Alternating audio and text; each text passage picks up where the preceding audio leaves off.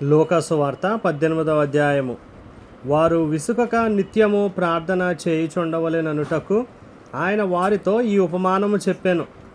దేవునికి భయపడకయు మనుషులను లక్ష్యపెట్టకయు నుండు ఒక న్యాయాధిపతి ఒక పట్టణంలో ఉండెను. ఆ పట్టణంలో ఒక విధవరాలును ఉండెను. ఆమె అతని యొద్దకు తరచుగా వచ్చి నా ప్రతివాదికిని నాకును న్యాయము తీర్చుమని అడుగుచూ వచ్చెను గాని అతడు కొంతకాలము ఒప్పకపోయాను. తరువాత అతడు నేను దేవునికిని భయపడకయు మనుష్యులను లక్ష్యపెట్టకయు ఉండినను ఈ విధవరాలు నన్ను తొందరపెట్టుచున్నది గనుక ఆమె మాటిమాటికి వచ్చి గోజాడకుండునట్లు ఆమెకు న్యాయము తీర్తునని తనలో తాను అనుకొనెను. మరియు ప్రభు ఇట్లనెను, అన్యాయస్తుడైన ఆ న్యాయాధిపతి చెప్పిన మాట వినుడి. దేవుడు తాను ఏర్పరచుకొనిన వారు దివారాత్రులు తన్ను గూర్చి మొర్రపెట్టుకొనుచుండగా వారికి న్యాయము తీర్చడా? ఆయన వారికి త్వరగా న్యాయము తీర్చును. వారి విషయమే గదా ఆయన దీర్ఘశాంతము చూపుచున్నాడని మీతో చెప్పుచున్నాను. ఆయనను మనుష్య కుమారుడు వచ్చినప్పుడు ఆయన భూమి మీద విశ్వాసము కనుగొనునా? తామే నీతిమంతులని తమ్ము నమ్ముకొని ఇతరులను తృణీకరించు కొందరితో ఆయన ఈ ఉపమానము చెప్పెను. ప్రార్థన చేయుటకై ఇద్దరు మనుష్యులు దేవాలయమునకు వెళ్ళిరి. వారిలో ఒకడు పరిసయుడు, ఒకడు సుంకరి. పరిసయుడు నిలువబడి, దేవా, నేను చోరులను అన్యాయస్తులను వ్యభిచారులునైన ఇతర మనుష్యుల వలెనైనను ఈ సుంకరి వలెనైనను ఉండనందుకు నీకు కృతజ్ఞతాస్తుతులు చెల్లించుచున్నాను. వారమునకు 2 మారులు ఉపవాసము చేయుచు నా సంపాదన అంతటిలో 10వ వంతు చెల్లించుచున్నానని తనలో తాను ప్రార్థించుచుండెను. అయితే సుంకరి దూరముగా నిలుచుండి ఆకాశం వైపు కన్నులెత్తుటకైనను ధైర్యము చాలక రొమ్ము కొట్టుకొనుచు, దేవా, పాపినైన నన్ను కరుణించుమని పలికెను. అతని కంటే ఇతడు నీతిమంతుడుగా తీర్చబడి తన ఇంటికి వెళ్ళెనని మీతో చెప్పుచున్నాను. తన్ను తాను హెచ్చించుకున్నవాడు తగ్గింపబడుననియు తన్ను తాను తగ్గించుకున్నవాడు హెచ్చింపబడుననియు చెప్పెను. తమ శిశువులను ముట్టవలెనని కొందరు ఆయన యొద్దకు వారిని తీసుకుని రాగా ఆయన శిష్యులు అది చూచి తీసుకొని వచ్చిన వారిని గద్దించిరి. అయితే యేసు వారిని తన యొద్దకు పిలిచి, చిన్న బిడ్డలను ఆటంకపరచక వారిని నా యొద్దకు రానియుడి. దేవుని రాజ్యము ఎలాంటి వారిది? చిన్న బిడ్డవలే దేవుని రాజ్యము అంగీకరింపని వాడు దానిలో ఎంత మాత్రమును ప్రవేశింపడని మీతో నిశ్చయముగా చెప్పుచున్నానెను. ఒక అధికారి ఆయనను చూచి, సద్బోధకుడా, నిత్య జీవమునకు వారసుడగుటకు నేనేమి చేయవలెనని ఆయనను అడిగాను. అందుకు యేసు, నేను సత్పురుషుడనని ఎలా చెప్పుచున్నావు?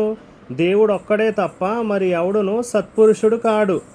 వ్యభిచరింపవద్దు, నరహత్య చేయవద్దు, దొంగిలవద్దు, అబద్ధ సాక్ష్యము పలుకవద్దు, నీ తల్లిదండ్రులను సన్మానింపుమను ఆజ్ఞలను ఎరుగుదువు గదా అని అతనితో చెప్పెను. అందుకతడు బాల్యము నుండి వీటన్నిటినీ అనుసరించుచునే ఉన్నానెను. యేసు విని, నీకింకా ఒకటి కొదువుగానున్నది. నీకు కలిగినవన్నీయు అమ్మి బేదలకిమ్ము, అప్పుడు పరలోకమందు నీకు ధనము కలుగును. నీవు వచ్చి నన్ను వెంబడింపుమని అతనితో చెప్పెను.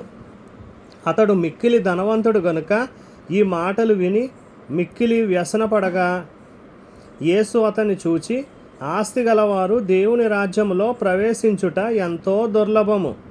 ధనవంతుడు దేవుని రాజ్యములో ప్రవేశించుట కంటే సూది బెజ్జములో ఒంటె దూరుట సులభమని చెప్పాను. ఇది వినినవారు అలాగైతే ఎవడు రక్షణ పొందగలడని అడుగగా ఆయన, మనుషులకు అసాధ్యములైనవి దేవునికి సాధ్యములని చెప్పెను.